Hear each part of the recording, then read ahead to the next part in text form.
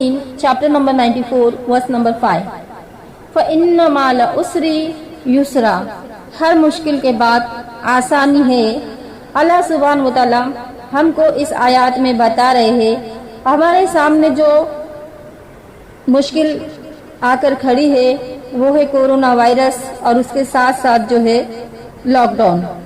تو یہ جو مشکل ہمارے سامنے کھڑی ہے تو ہمیں اس سے ڈرنا نہیں چاہیے، اللہ سبحانہ تعالیٰ سے مدد مانگنی چاہیے اور اللہ سبحانہ تعالیٰ انشاءاللہ اس کے لیے بھی راستہ ضرور نکالیں گے، کیونکہ لاک ڈاؤن تو پہلے سے ہی ہوا کرتا تھا لیکن ہمیں اس چیز کا علم نہیں تھا۔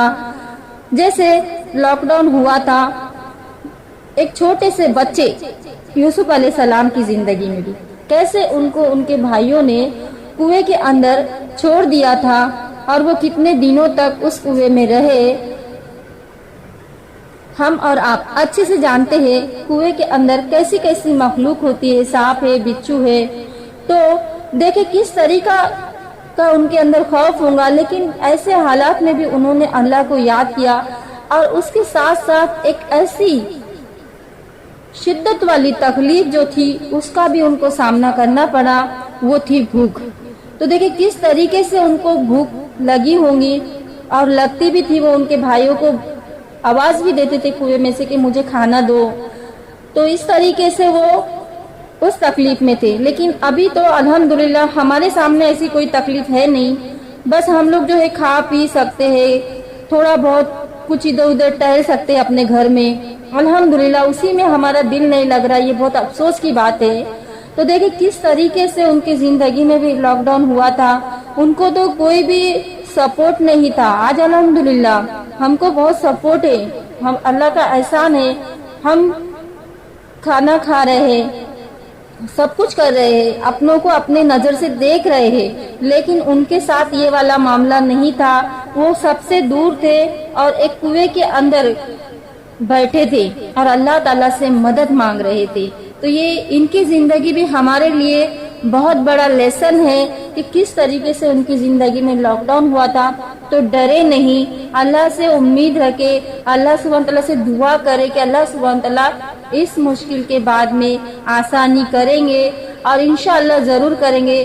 اور اللہ سبحانہ تعالیٰ نے یوسف علیہ السلام کو جب کنویں سے نکالے تو الحمدللہ ان کو مصر کے راجا بنا دیے۔ تو امید کرتے ہیں ہم سب کو اللہ سبحانہ تعالیٰ کی اس بڑی قدرت کی نشانی جو کورونا وائرس ہے، اس کا جو ڈر ہے، یہ ڈر ہمارا جو ہے نیکیوں میں بدل جائے اور اللہ کے قریب ہونے کا یہ ڈر بن جائے۔ تو دیکھیں اللہ تعالیٰ جو بھی ہوتا ہے، اللہ تعالیٰ اس میں بہت بڑی حکمت ہوتی ہے، یہ ہم نہیں سمجھ سکتے ہیں، ہم بہت کم سمجھ والے لوگ ہیں، تو اللہ سبحانہ تعالیٰ بہتر جانتے ہیں۔ اسی لیے اللہ سے اچھی امید رکھے، انشاءاللہ اللہ سبحانہ وتعالی اس مشکل کے بعد آسانی کریں گے اور ہماری تمام قوم سے بہترین طریقے سے اچھے کام لیں گے انشاءاللہ تعالی۔ پھر اسی طرح میں آپ کو ایک چھوٹا سا میں نے کل آرٹیکل پڑھا تھا، وہ سناتی ہوں۔ اس میں کیا لکھا تھا؟ اس میں یہ لکھا تھا عید کا دن تھا، چاول پک رہے تھے، اچانک اس میں سانپ گر گیا۔ نئی بہو نے وہ چاول گرانے کے بجائے سانپ کو بھی اس میں پکا دیا اور سب نے بہت تعریف کی کہ چاول بہت بہترین بنے، بہت مزہ آیا۔ ایک سال گزرا کہ ایک موقع پر پھر سے چاول پکائے گئے، سب نے ایک ساتھ ایک ہی بات کہی کہ پچھلی عید پر جو چاول پکے تھے وہ کمال کے تھے اور کمال کا اس کا ذائقہ تھا۔ اب اس سال جو ہے ساس کا جو جلال کچھ کم پڑ چکا تھا اور پھر اس عورت نے راز کو کب تک راز رکھنا تھا، پھر سو اس نے بتا دیا کہ اس میں سانپ گرا تھا جس سے میں نے اسی میں پکا دیا تھا۔ یہ سننا تھا کہ سب گھر والے بے ہوش ہو گئے، ایک کو تو دل کا دورہ پڑ گیا تھا، وہ وہیں پر مر گیا۔ اب بولو یہ اثر سانپ کے زہر کا تھا یا سانپ کے ڈر کا؟ ٹھیک ہے، اب آگے دیکھیں۔ یقین جانیے آج کتنی موتیں ہو رہی ہے، اس میں 80% لوگوں میں موت جو ہو رہی ہے وہ ڈر کی وجہ سے ہو رہی ہے۔ اور اس موت میں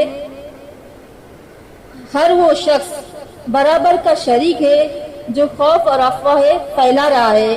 اسی لیے احتیاط کی ترتیب دیجیے اور کیجیے، لیکن دہشت نہ پھیلائے، حوصلہ رکھے. انشاءاللہ اللہ سبحانہ وتعالی یہ بھی دن نکال دیں گے اور بہت جلد جو ہے اچھے دن آئیں گے انشاءاللہ.